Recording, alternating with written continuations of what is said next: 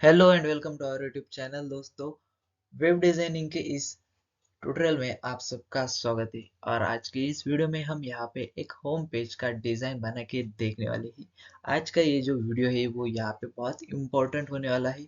आज का ये वीडियो आप पूरा का पूरा जरूर देखिए। और अगर आपको ये हमारा वीडियो अच्छा लगा तो वीडियो को लाइक कीजिए। अगर हमारे चैनल पे नए हैं तो चैनल को सब्सक्राइब कीजिए और बेल आइकॉन को प्रेस कराना ना भूलें, जिससे कि हमारे वीडियोस की जो नोटिफिकेशन है वो आपको यहाँ पे सबसे पहले मिलती रहे। तो दोस्तों आज के इस वीडियो में हम यहाँ पे एक होम पेज का डिजाइन बना के देखने वाले हैं। बहुत ही अच्छे होम पेज का डिजाइन आज यहाँ पे हम बनाने वाले हैं।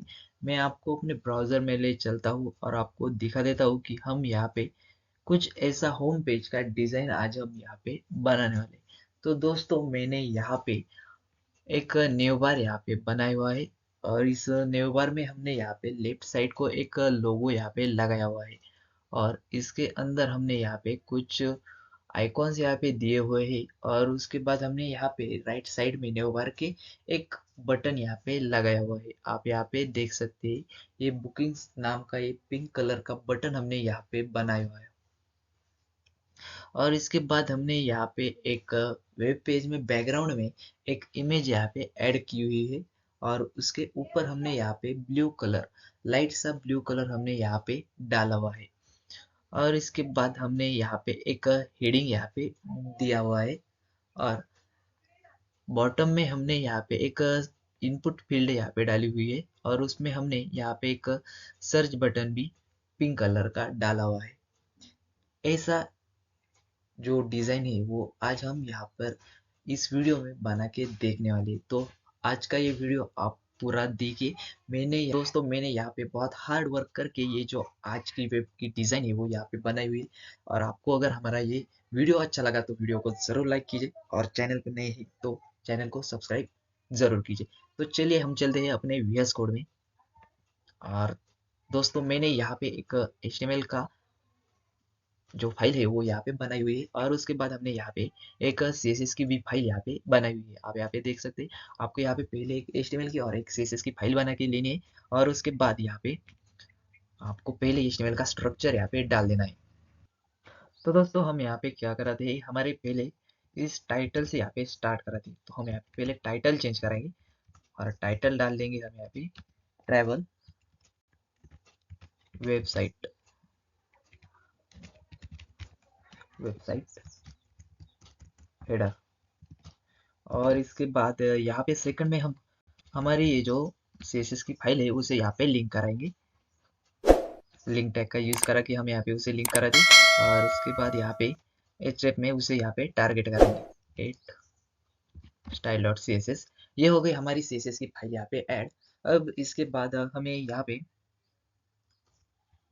हमारे बॉडी टैग में आना है। और हमारे बॉडी टैग में हम यहाँ पे एक मेन डिव ले लेंगे, मेन डिव ले लेंगे और उसे यहाँ पे क्लास अप्लाई करेंगे। क्लास का नेम यहाँ पे दे देंगे हम कंटेनर, कंटेनर नाम की एक क्लास हम यहाँ पे उसे दे देंगे। और इसके बाद इस डिव के अंदर हमें यहाँ पे एक नेविगेशन बार यहाँ पे डाल देना है। पहले हम यहाँ पे एक नेविगेशन बार क्रिएट कराएंगे। हम हमारी ये जो वेबसाइट है वो यहाँ पे स्टेप बाय स्टेप बनाने वाली है। तो हम यहाँ पे पहले हमारा जो नेविगेशन बार है उसे यहाँ पे बना के देखते हैं। और अब इसके बाद हम यहाँ पे एक इमेज टैग ले लेते हैं। और उस इमेज टैग में हम यहाँ पे हमारा जो पहला लोगो है लेफ्ट साइड का, मैंने आपको यहाँ पे वेबसाइट में दिखाया था, आप यहाँ पे देख सकते हैं हमारा ये एक्सप्लोर नाम का ये जो लोगो है वो यहाँ पे हम पहले डालने वाले हैं। और तो पहले हम यहाँ पे हमारी जो अनऑर्डर लिस्ट है उसे यहाँ पे ले लेते हैं। और उसके बाद हम यहाँ पे अनऑर्डर लिस्ट के अंदर लिस्ट टैग ले लेंगे। और इस लिस्ट टैग के अंदर आपको यहाँ पे एंकर टैग ले लेना है।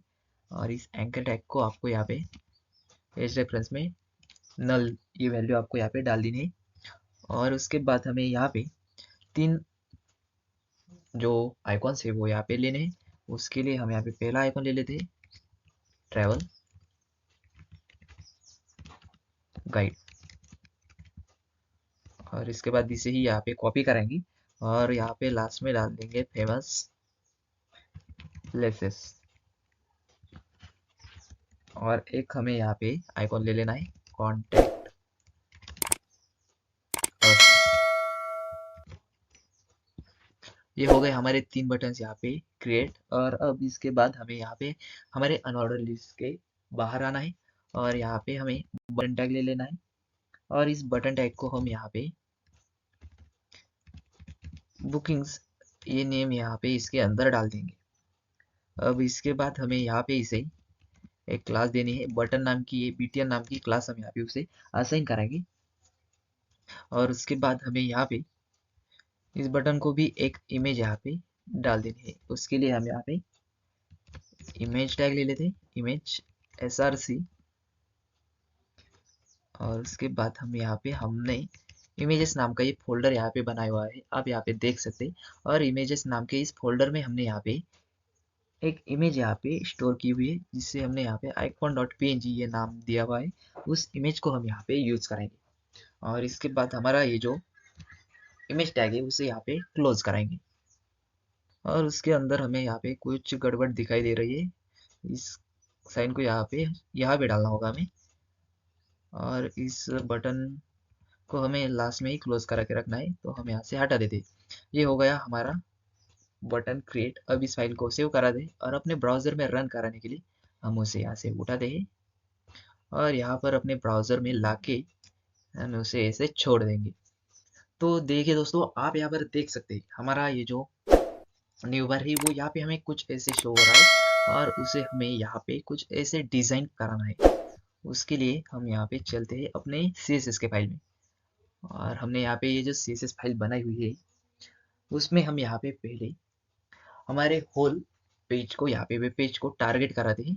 और उसे टारगेट कराने के लिए हम यहाँ पे डाल देंगे स्टार सिलेक्टर। एंसिस्टर सिलेक्टर कहते हैं इस सिलेक्टर को। अगर आपने हमारी CSS की सीरीज यहाँ पे नहीं देखी है तो मैं यहाँ पे डिस्क्रिप्शन में लिंक दे दूंगा, आप वहाँ पे जाके सिलेक्टर्स का वीडियो आप देखिए, जिसमें मैंने यहाँ पे CSS के जो सिलेक्टर्स है उनके बारे में डिटेल में आपको वहाँ पे बताया हुआ है। अब इसके बाद हम यहाँ पे मार्जिन ले लेंगे, मार्जिन ले लेंगे 0 और पैडिंग दे देंगे उसे, पैडिंग भी 0 देनी है। और उसके बाद हमें यहाँ पे उसे फॉन्ट फैमिली अप्लाई करानी है। फॉन्ट फैमिली दे देंगे हम पॉपिंस। पॉपिंस का P आपको कैपिटल ले लेना है, Poppins sans serif comma sans serif. और अब इसके बाद हमें यहाँ पे बॉक्स साइजिंग डाल देनी है, बॉक्स साइजिंग बॉर्डर बॉक्स। अब इस फाइल को सेव करा के यहाँ पे रिफ्रेश करा के देखते हैं तो हमारी ये जो फॉन्ट फैमिली है वो यहाँ पे चेंज हो गई है और उसे बॉक्स साइजिंग बॉर्डर बॉक्स भी अप्लाई हो गए। अब इसके बाद हमें यहाँ पे पहले HTML के फाइल में चलते और हमारा ये जो मेन डिव है उसे हमने यहाँ पे कंटेनर नाम की क्लास लगाई हुई है, उसे हम यहाँ पे टारगेट कराएंगे और उसे यहाँ पे CSS अप्लाई करेंगे। उसके लिए हम यहाँ पे पहले उसे टारगेट कराते और उसके बाद हम यहाँ पे उसे विड्थ अप्लाई करेंगे। विड्थ डाल देंगे हम यहाँ पे उसे पहले 100% और उसके बाद उसे मिनिमम हाइट दे देंगे। मिनिमम हाइट दे देनी है आपको यहाँ पे 100 VH। जितना आपको यहाँ पे वेब पेज शो हो रहा है उतनी पूरी की पूरी हाइट हम यहाँ पे उसे दे रहे हैं। और उसके बाद हमें यहाँ पे उसे पहले बैकग्राउंड इमेज ऐड करानी है। तो बैकग्राउंड इमेज लेने के लिए हम यहाँ पे बैकग्राउंड इमेज नाम का एक प्रॉपर्टी पहले डाल देंगे और उसके अंदर हम लीनियर ग्रेडियंट में हमारी ये जो इमेज है वो यहाँ पे शो कराएंगे। तो पहले हम यहाँ पे लीनियर ग्रेडियंट नहीं लेते, पहले हम हमारी इमेज को यहाँ पे शो कराते, पहले हमारी इमेज को शो कराएंगे और उसके बाद उसके ऊपर हम यहाँ पे जो हमें कलर डाल देना है वो यहाँ पे देखेंगे। तो हम यहाँ पे पहले हमारी इमेज को ले लेते हैं। तो इमेज को टारगेट कराने के लिए हम यहाँ पे डॉट स्लैश ले लेंगे और इमेजेस फोल्डर में जाएंगे। इमेजेस फोल्डर में हम यहाँ पे background.png नाम की इमेज यहाँ पे ले लेंगे। अब इस फाइल को सेव करेंगे और उसे यहाँ पे रिफ्रेश करा के देखेंगे। तो देखिए दोस्तों, आप यहाँ पर देख सकते हैं हमारी जो इमेज है वो यहाँ पे हमें कुछ ऐसे शो हो रही है। तो उसे यहाँ पे हमें पूरा का पूरा अच्छे से शो कराना है। आप अगर हमारे डेमो में देखेंगे तो हमें यहाँ पे ये जो इमेज है वो यहाँ पे कुछ ऐसे शो हो रही है, लेकिन वो यहाँ पे जो है वो यहाँ पे ज्यादा ही जूम होके हमें यहाँ पे शो हो रही है। और हमारा ये जो बड़ा ट्री है आप यहाँ पे देख सकते हैं, कुछ ऐसा हमने यहाँ पे इस इमेज में ट्री दिखाया हुआ है। वो ट्री हमें यहाँ पे ज्यादा ही जूम होके दिखाई दे रहा है, हालांकि उसके पन्ने यहाँ पे नहीं है, लेकिन हमारा जो ट्री है वो यहाँ पे हमें शो तो कराना ही पड़ेगा। तो उसके लिए हम यहाँ पे क्या करेंगे, उसको यहाँ पे एक बैकग्राउंड साइज यहाँ पे डाल देंगे। बैकग्राउंड साइज डाल देते हैं हम कवर। और उसके बाद उसकी जो बैकग्राउंड पोजीशन है वो यहाँ पे हम चेंज कराएंगे। बैकग्राउंड पोजीशन ले लेंगे हम सेंटर। और इस फाइल को सेव कराकर उसे यहाँ पे फिर से रिफ्रेश करा के देखते हैं। तो देखिए दोस्तों, हमारा ये जो ट्री है वो यहाँ पे हमें कुछ ऐसे शो हो रहा है, जैसे हमने हमने यहाँ पे जैसे हमारे इस डेमो में यहाँ पे जो इमेज यहाँ पे शो की है जैसी साइज की, वैसे ही हमने यहाँ पर भी उसे यहाँ पे शो किया हुआ है। अब वो हमें यहाँ पे कुछ अच्छी दिख रही है।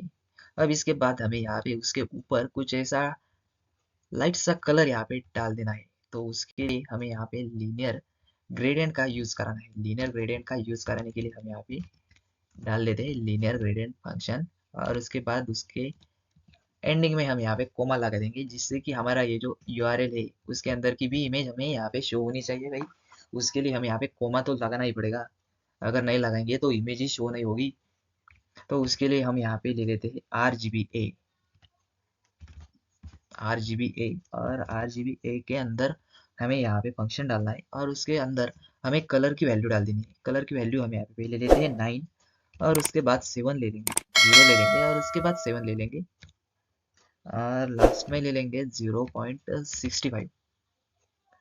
और इसके बाद इस फंक्शन के बाद हमें यहाँ पे और एक RGBA में यहाँ पे कलर ले लेना है और वो भी हमें यहाँ पे ऐसे ही उसकी भी वैल्यू हमें यहाँ पे ले लेनी है। उसके लिए हम यहाँ से ही उसे कॉपी कराते और यहाँ पे लाके पेस्ट करा देंगे।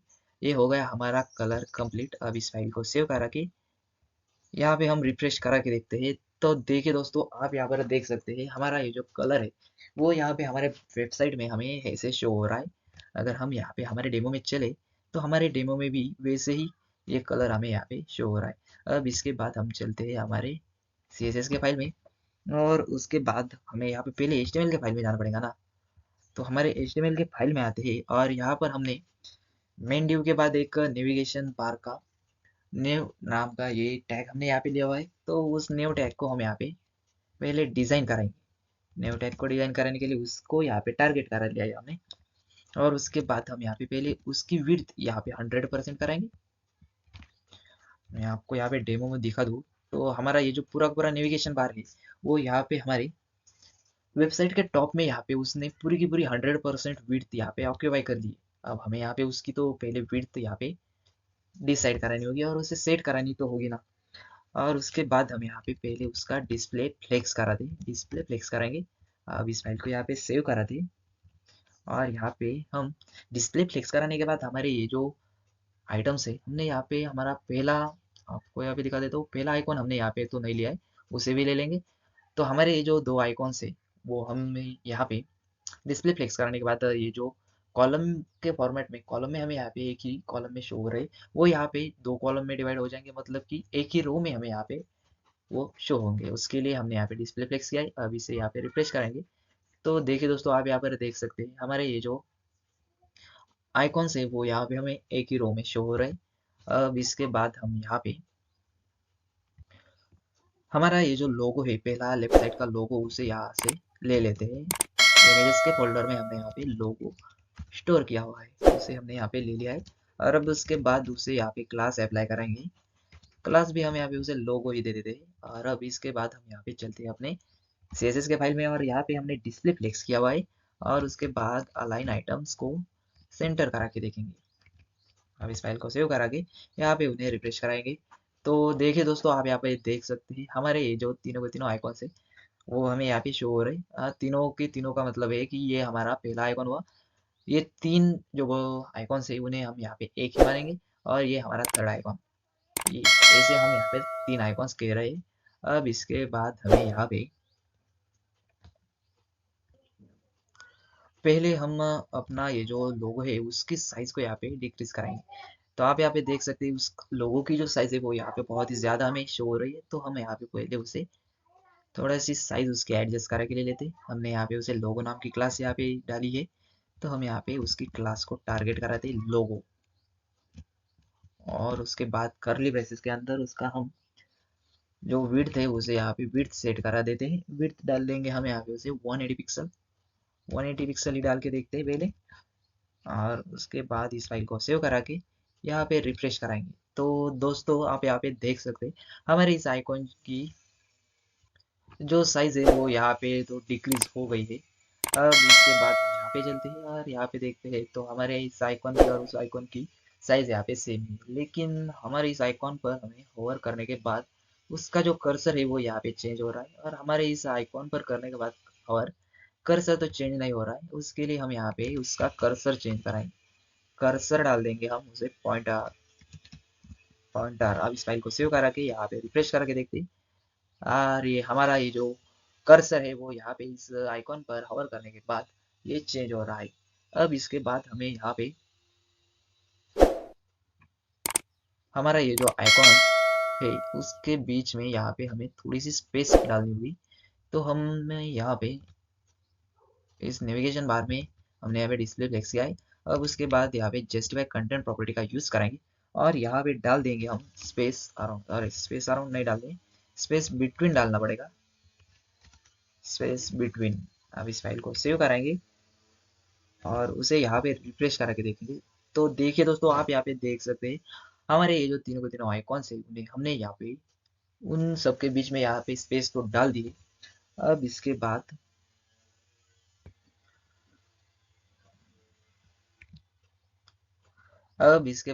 हमें यहाँ पे हमारे ये जो आइकॉन्स है उन्हें यहाँ पे थोड़ा सा टॉप से स्पेस यहाँ पे डालनी पड़ेगी।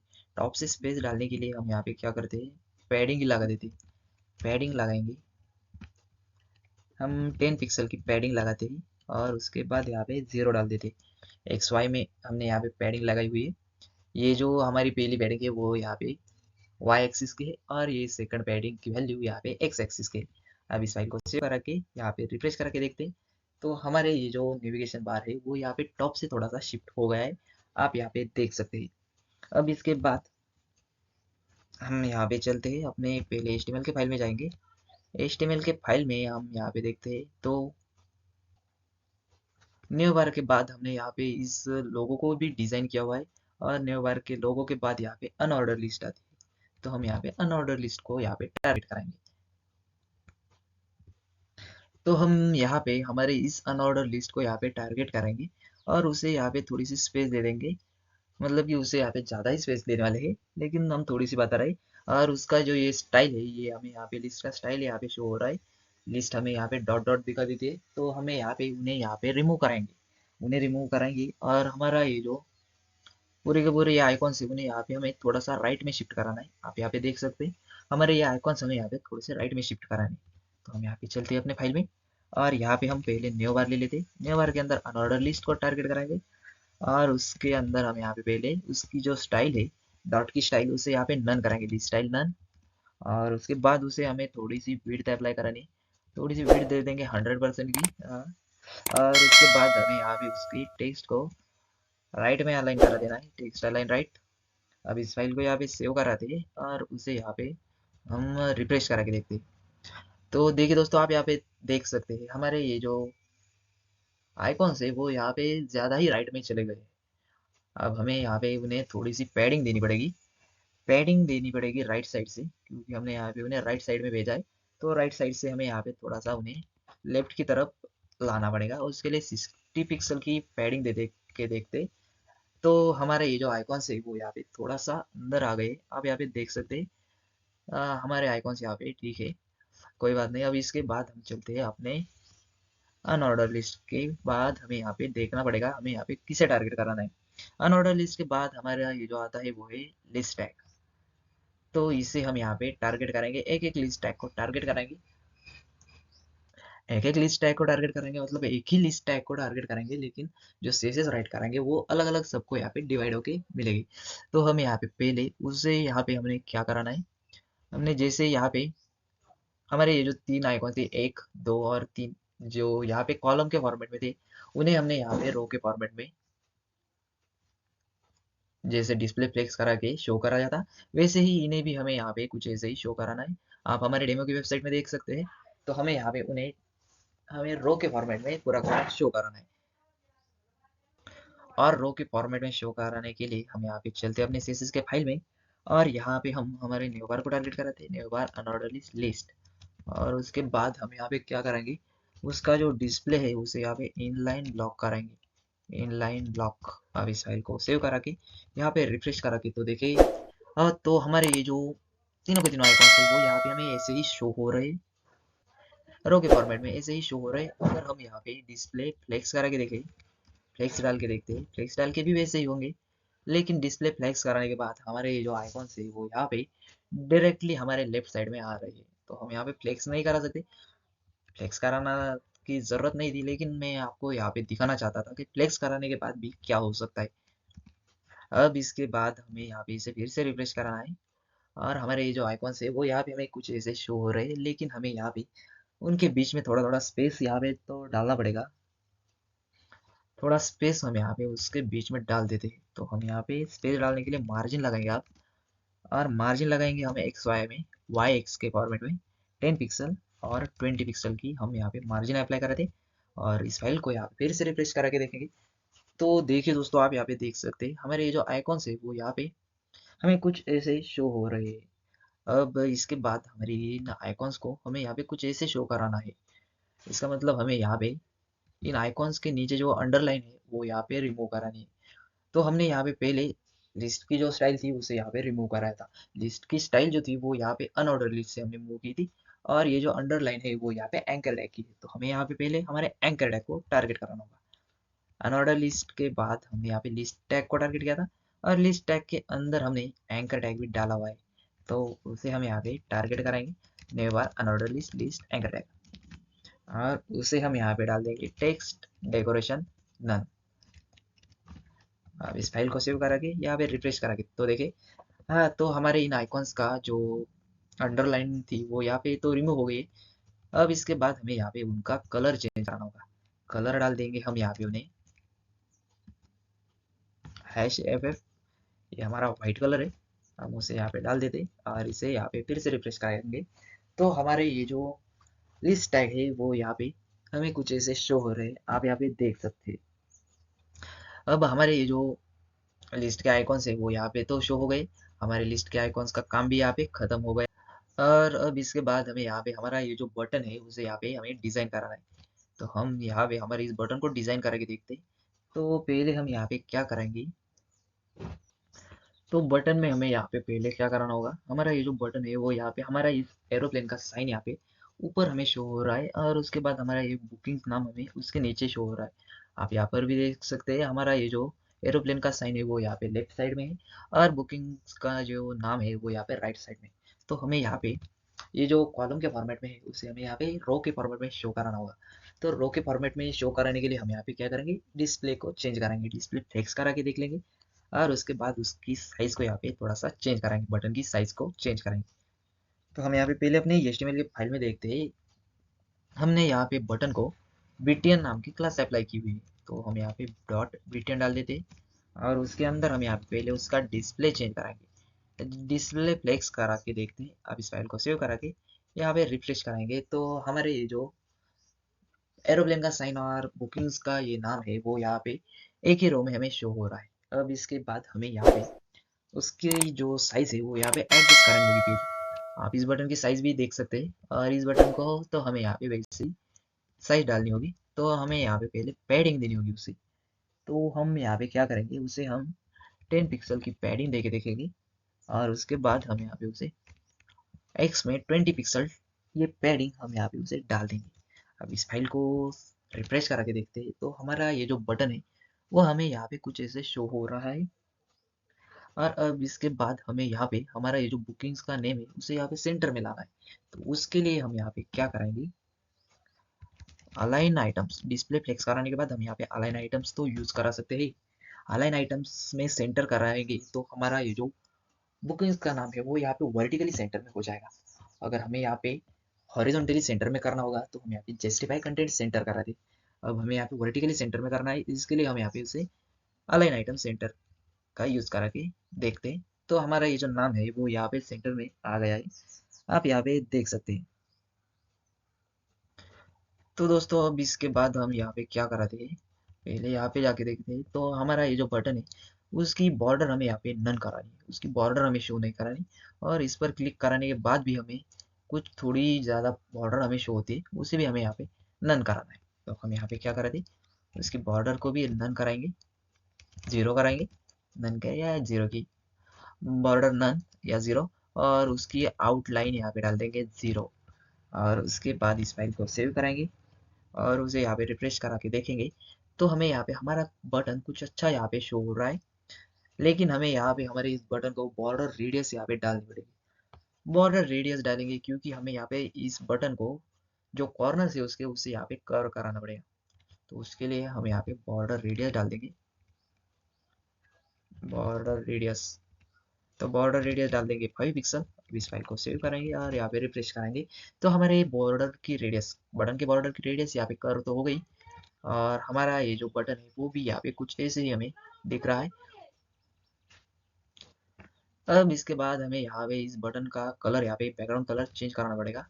उसके लिए हम यहाँ पे चलते हैं अपने CSS के फाइल में और यहाँ पे बैकग्राउंड कलर चेंज कराने के लिए बैकग्राउंड प्रॉपर्टी का यूज कराते और यहाँ पे उसका कोड डाल देंगे #F5168D। अब इस फाइल को सेव करा के यहाँ पे रिफ्रेश करेंगे तो हमारे इस बटन का जो कलर है वो यहाँ पे चेंज हो गया है, आप यहाँ पे देख सकते हैं।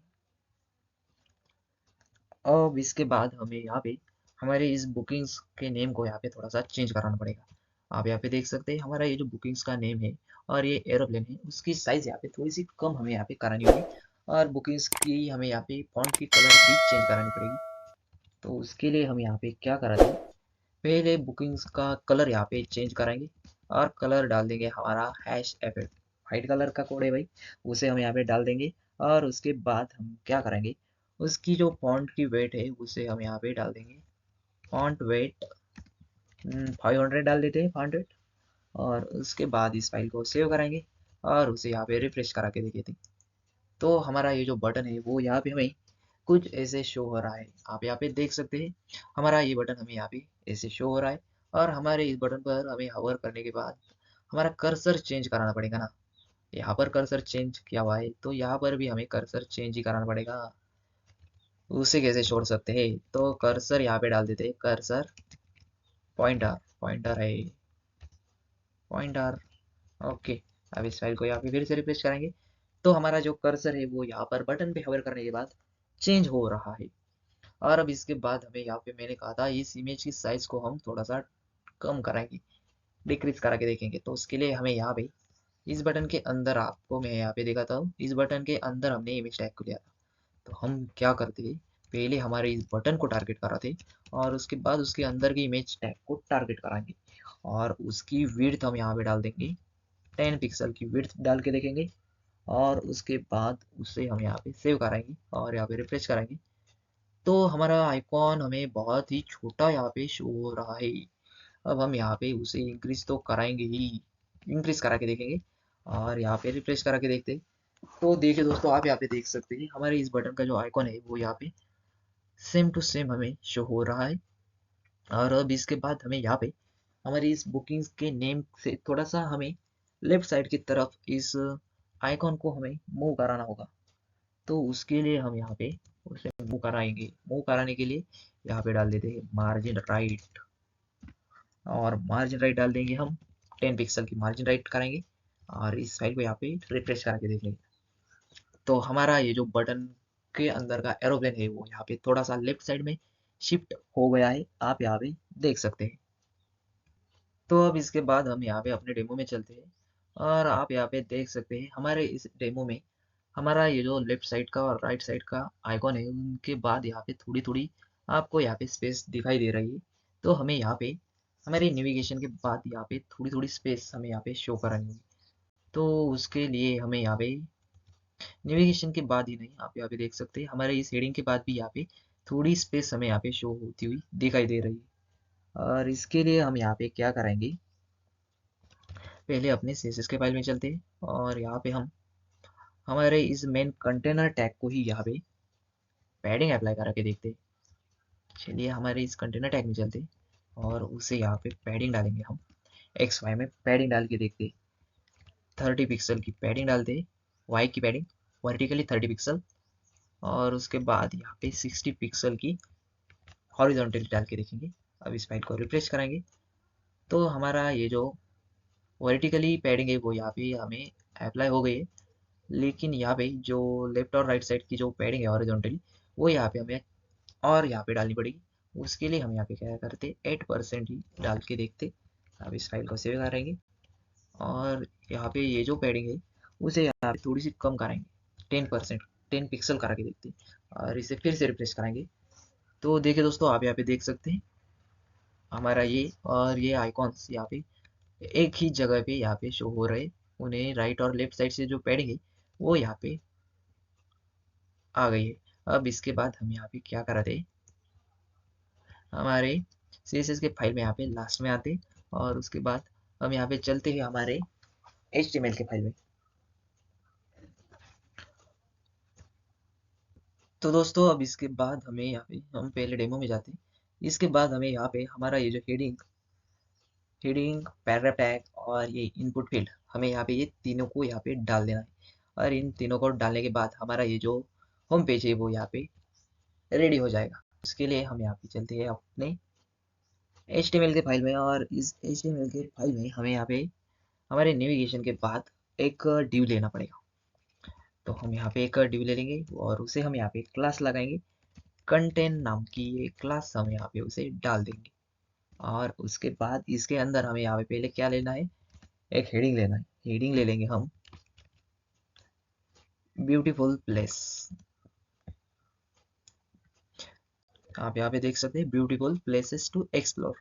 और हमने यहाँ पे ये जो ब्यूटीफुल नेम है उसको यहाँ पे ब्रेक किया हुआ है और उसके बाद यहाँ पे ये 3 वर्ड्स हमें यहाँ पे शो कर रहा है।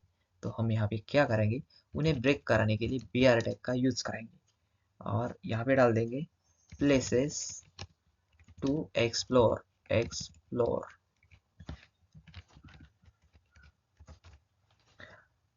ये हो गया हमारा हेडिंग कंप्लीट। अब इसके बाद इस फाइल को सेव कराएंगे और यहाँ पे चल के हम रिफ्रेश करा के देखें तो हमारा ये जो हेडिंग है वो यहाँ पे हमें कुछ ऐसे शो हो रहा है।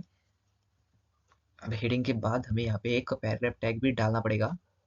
तो हम यहाँ पे इसी को कॉपी करेंगे, ये हो गया कॉपी।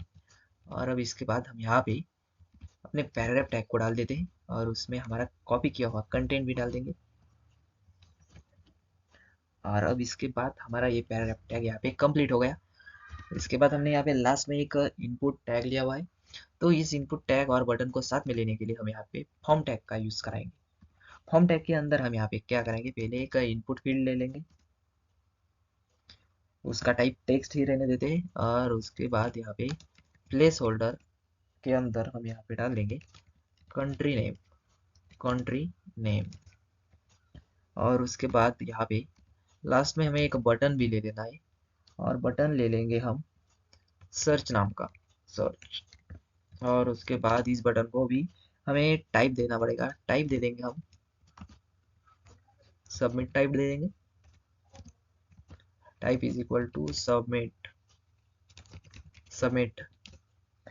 और अब इसके बाद उसे क्लास लगाएंगे btn और इस फाइल को यहाँ पे सेव करेंगे और यहाँ पे रिफ्रेश करेंगे।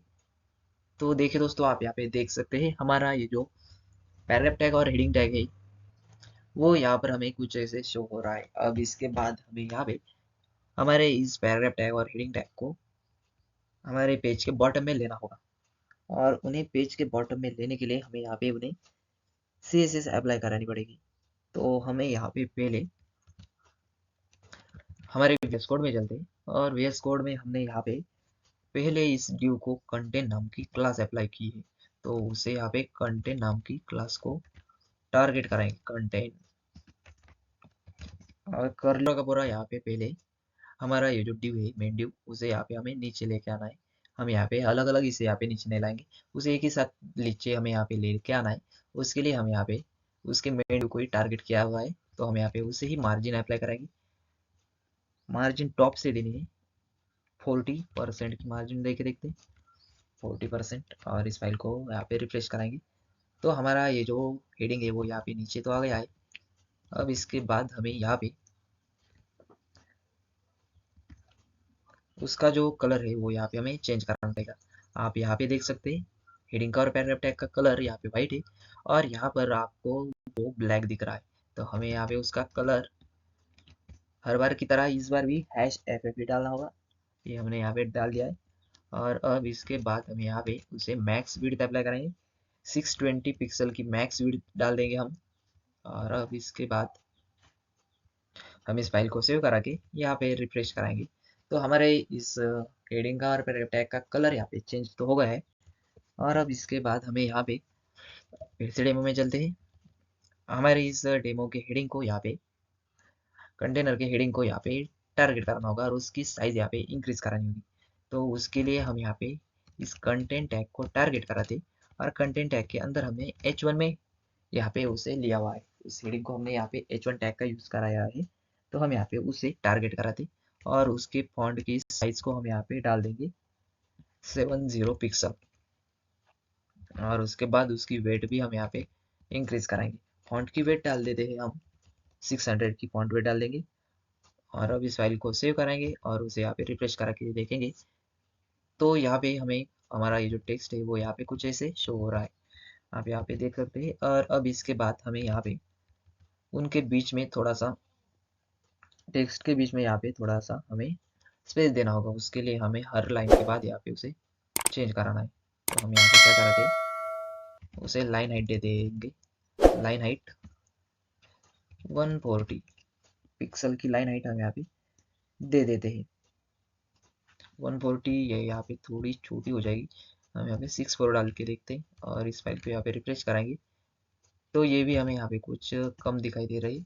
और यहाँ पे हम 84 डाल के देखें, तो ये लाइन हाइट यहाँ पे सेट हो गई। और अब इसके बाद हमें यहाँ पे क्या कराना होगा, और अब इसके बाद हम यहाँ पे फिर से यहाँ पे चलते और यहाँ पे डेमो में आएंगे, तो यहाँ पर भी हमें थोड़ा सा स्पेस देना होगा। हमारे हेडिंग टैग के बाद यहाँ पे हमें स्पेस डालना है, तो हम यहाँ पे क्या कराते, मार्जिन बॉटम से डाल देंगे, डायरेक्टली बॉटम मार्जिन डाल लेंगे, 25 पिक्सल की मार्जिन दे देते और इस फाइल को सेव करा के यहाँ पे देखते हैं, रिफ्रेश करा के, तो हमारे इस हेडिंग में मार्जिन बॉटम को अप्लाई हो गई। और अब इसके बाद यहाँ पे हेडिंग का तो हो गया, हेडिंग टैग के बाद हमने यहाँ पे पैराग्राफ टैग लिया है, तो इस पैराग्राफ टैग को हम यहाँ पे देखते हैं। पैराग्राफ टैग को भी हमें यहाँ पे लाइन हाइट अप्लाई करानी होगी, तो उसे हम यहाँ पे टारगेट करेंगे, तो उसे हम यहाँ पे लाइन हाइट दे देते।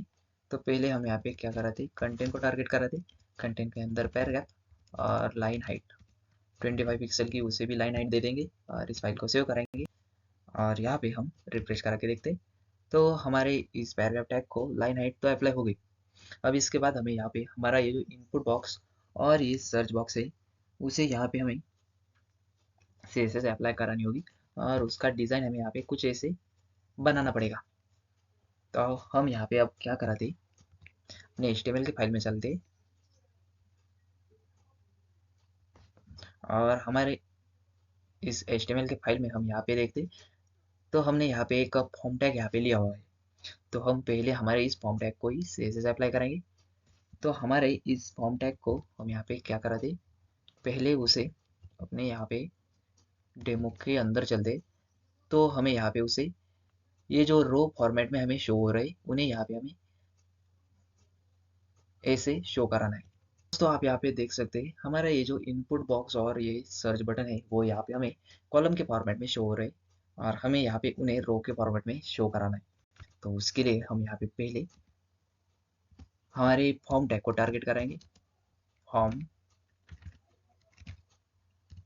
और यहाँ पे डाल देते हैं डिस्प्ले फ्लेक्स, डिस्प्ले फ्लेक्स।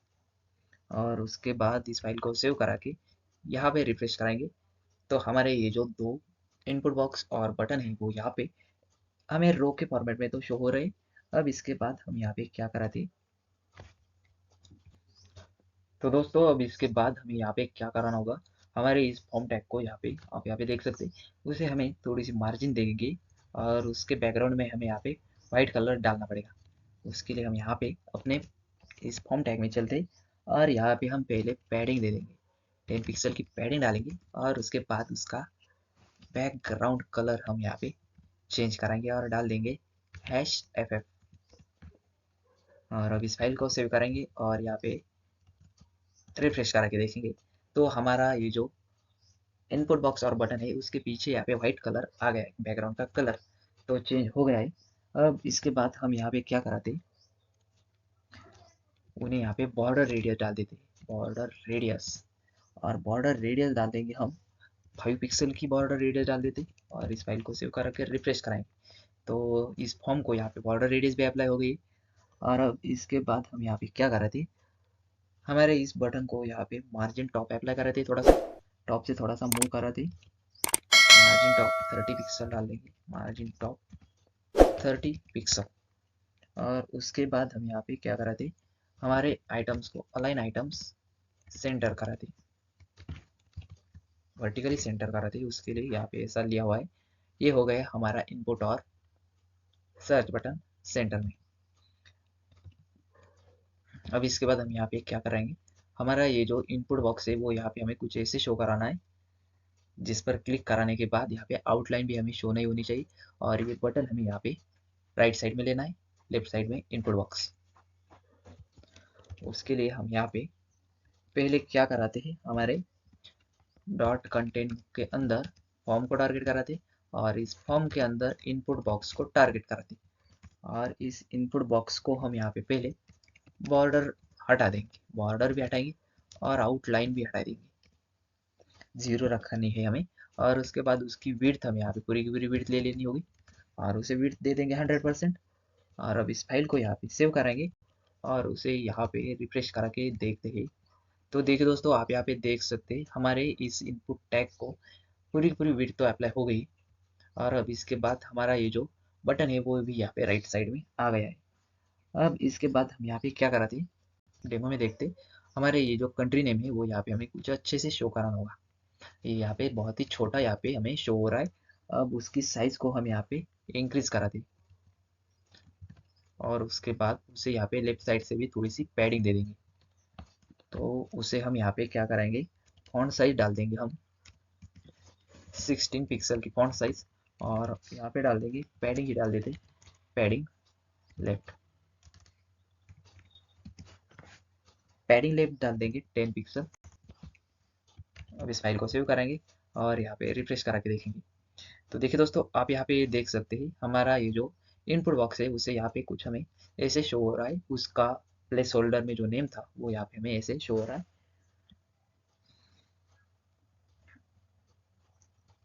अब इसके बाद हम यहाँ पे डेमो में देखते हैं तो हमारा ये जो सर्च बटन है उसे यहाँ पे हमें थोड़ी सी विड्थ उसकी इंक्रीज करा के देखनी है। तो उसके लिए हम यहाँ पे उसकी विड्थ और उसकी जो फॉन्ट की वेट है, फॉन्ट की साइज भी उसे यहाँ पे अप्लाई करानी होगी। तो हम यहाँ पे क्या कराते, डॉट डॉट ले लेंगे कंटेंट, डॉट कंटेंट फॉर्म के अंदर बटन btn, और अब इसके बाद उसकी फॉन्ट साइज डाल देते हैं यहाँ पे 15 पिक्सल, और उसके बाद उसको पैडिंग दे देंगे, पैडिंग दे देंगे वाई एक्स में 10 पिक्सल और 30 पिक्सल। अब इस फाइल को सेव करेंगे और यहाँ पर उसे रिफ्रेश करा के देखेंगे तो हमारा ये जो बटन है वो यहाँ पे हमें कुछ ऐसे शो हो रहा है। अगर हम यहाँ पे डेमो में जाके देखें तो हमारा बटन हमें यहाँ पे दोनों जगह पे सेम ही शो हो रहा है। तो दोस्तों, आप यहाँ पे हमारी ये जो वेबसाइट है वो यहाँ पे डिज़ाइन रेडी हो गया है। ऐसे आप यहाँ पे एकदम सिंपल वे से वेबसाइट का ये डिज़ाइन बना सकते हैं। तो मैं फिर से एक बार बता दूं, अगर आपको हमारा ये वीडियो अच्छा लगा तो वीडियो को लाइक कीजिए, और अगर हमारे चैनल पे नए हैं तो चैनल को सब्सक्राइब कीजिए और बेल आइकन को प्रेस कीजिए, जिससे कि हमारे नए नए वीडियोस की नोटिफिकेशन सबसे पहले आपको मिलती रहे। तो ठीक है दोस्तों, चलते हैं, मिलते हैं अगले और एक डिजाइनिंग के वीडियो में।